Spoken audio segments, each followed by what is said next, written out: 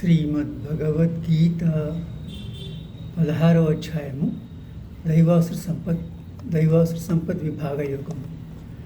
వసుదేవసుతం దేవం కంసచాణూరమర్దనం దేవకీ పరమానందం కృష్ణం వందే జగద్గురుం. శ్రీకృష్ణం వందే జగద్గురుం. ఓం శ్రీ పరమాత్మనే నమః.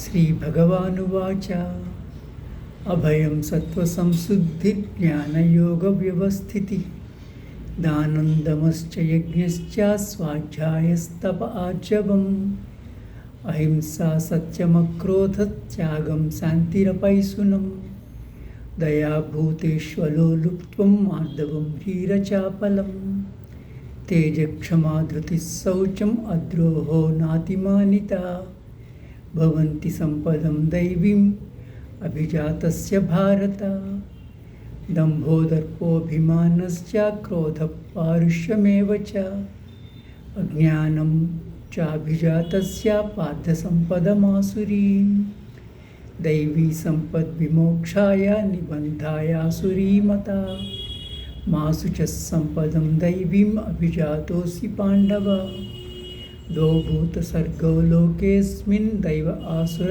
ఏవ చ దైవో విస్తరస్య ప్రోక్త ఆసురం పార్థ మే శృణు ప్రవృత్తిం చ నివృత్తిం చ జనాన విదురాసురాః న శౌచం నాపి చాచారో న సత్యంతేషు విద్యతే అసత్యమప్రతిష్టంతే జగదాహురనీశ్వరం అపరస్పర సంభూతం కిమన్యత్ కామహైతుకం ఏతాం దృష్టిమవష్టభ్య నష్టాత్మానోల్పబుద్ధయః ప్రభవంత్యుగ్రకర్మాణః క్షయాయ జగతో హితాః కామమాశ్రిత్య దుష్పూరం దంభమానమదాన్వితాః మోహాద్ గృహీత్వా సద్గ్రాహాన్ ప్రవర్తంతే శుచివ్రతాః చింతామపరిమేయాञ्च ప్రళయాంతాముపాశ్రితాః కామోపభోగపరమా ఏతావదితి నిశ్చితాః ఆశాపాశసతైర్బద్ధాః కామక్రోధపరాయణాః ఈహంతే కామభోగార్థం అన్యాయేనార్థసంచయాన్ ఇదమద్య మయా లబ్ధం ఇమం ప్రాప్స్యే మనోరథం ఇదమస్తి ఇదమపి మే భవిష్యతి పునర్ధనం అసౌ మయా హతః శత్రుః హనిష్యే చాపరానపి ఈశ్వరోऽహమహం భోగి సిద్ధోऽహం బలవాన్ సుఖీ ఆఢ్యోభిజనవానస్మి కోऽన్యోऽస్తి సదృశో మయా యక్షే దాస్యామి మోదిష్య ఇత్యజ్ఞానవిమోహితాః అనేకచిత్తవిభ్రాంతా మోహజాలసమావృతాః ప్రసక్తాః కామభోగేషు పతంతి నరకేషు చ ఆత్మసంభావితాः స్తబ్ధా ధనమానమదాన్వితాः యజంతే నామయజ్ఞైస్తే దంభేన విధిపూర్వకం అహంకారం బలం దర్పం కామం క్రోధం చ సంశ్రితాః మామాత్మపరదేహేషు ప్రద్విషంతోऽభ్యసూయకాః తానహం ద్విషతః క్రూరాన్ సంసారేషు నరాధమాన్